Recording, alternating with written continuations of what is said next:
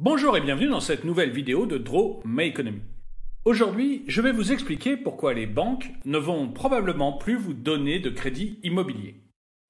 J'ai fait une vidéo en juillet vous annonçant que le Haut Conseil à la stabilité financière, le HCSF, avait prévu de restreindre les conditions de production de crédit.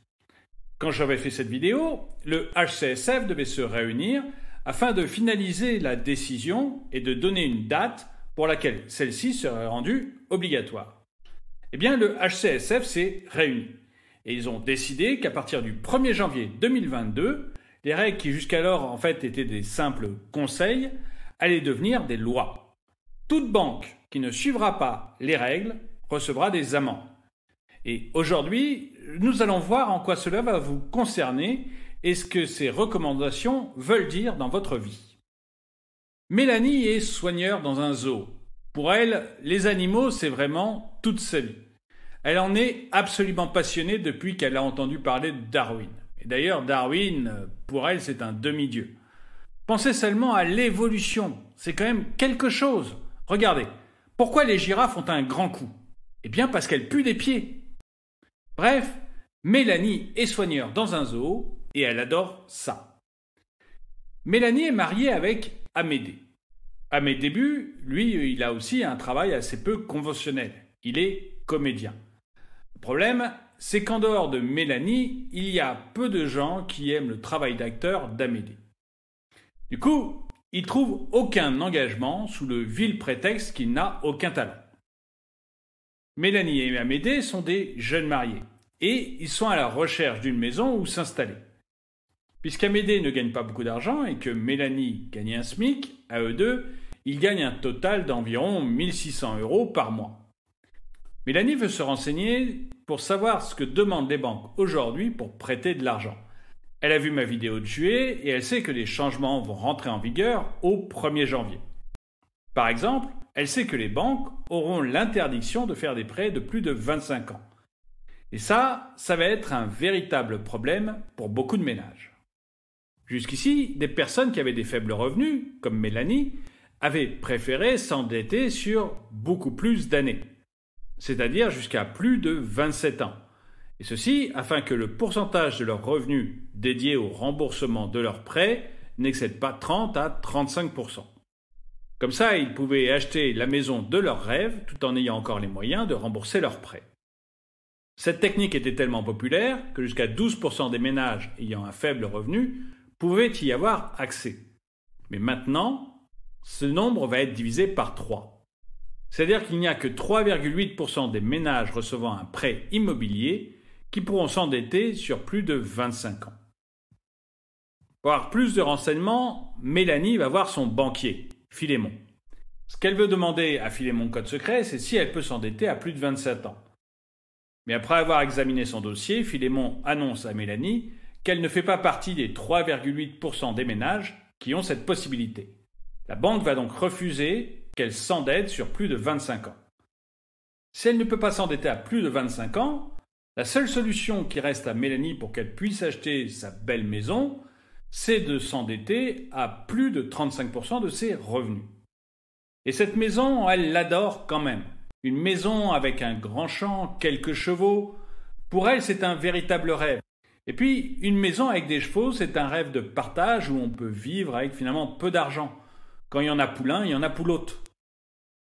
Mélanie demande donc à Philémon si elle peut s'endetter afin que le poids de ses mensualités excède 35% de ses revenus.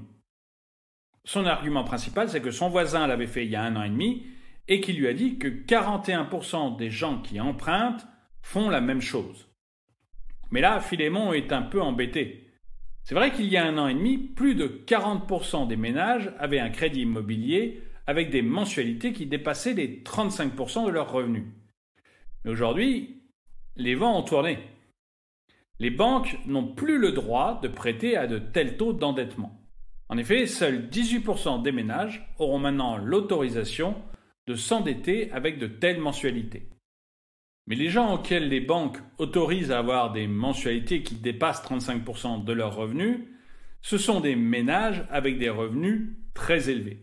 Et Mélanie n'en fait pas partie. Elle ne peut donc pas emprunter sous cette condition. En fait, il ne reste qu'une seule option à Mélanie. Elle va devoir apporter une plus grosse partie du capital. Et ça, c'est un véritable problème pour Mélanie, qui va devoir économiser encore un bout de temps avant de pouvoir acheter sa maison. Et d'ici là, peut-être que la maison sera déjà vendue. De toute manière, Mélanie n'a pas tellement le choix, et elle n'est pas la seule. En faisant quelques recherches, elle se rend compte que beaucoup de ménages sont dans le même cas. Aujourd'hui, les banques en moyenne apportent 83% du capital pour l'achat d'une maison ou d'un appartement. Mais c'était 86% en juin dernier. Alors, ces chiffres, ils vous paraissent peut-être pas énormes. Mais il faut considérer que les ménages doivent aujourd'hui être capables de mettre près de 20% du prix total de la maison ou de l'appartement qu'ils achètent.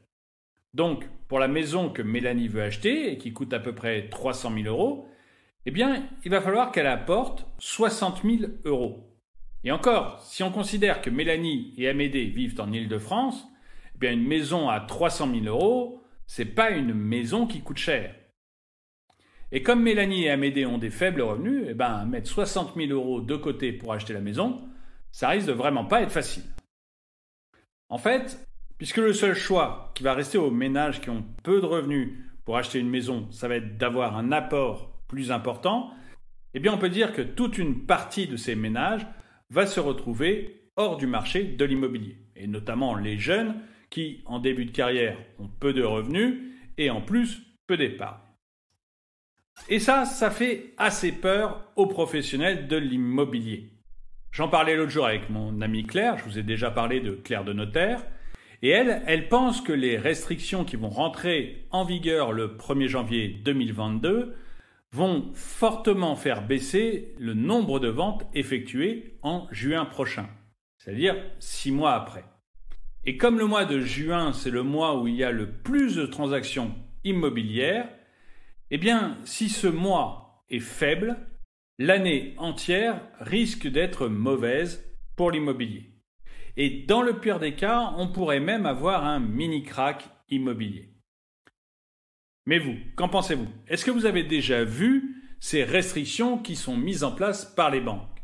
Est-ce que vous avez vous-même un projet immobilier que vous avez peur de ne pas réussir à réaliser? Dites-le moi dans les commentaires.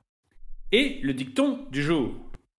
Il ne faut pas avoir peur des chevaux sous le capot, mais de l'âne derrière le volant. Merci d'avoir regardé cette vidéo, mettez-lui un pouce vers le haut, commentez-la, partagez-la. Merci à tous ceux qui m'aident en ayant souscrit à la chaîne et je vous dis à très bientôt.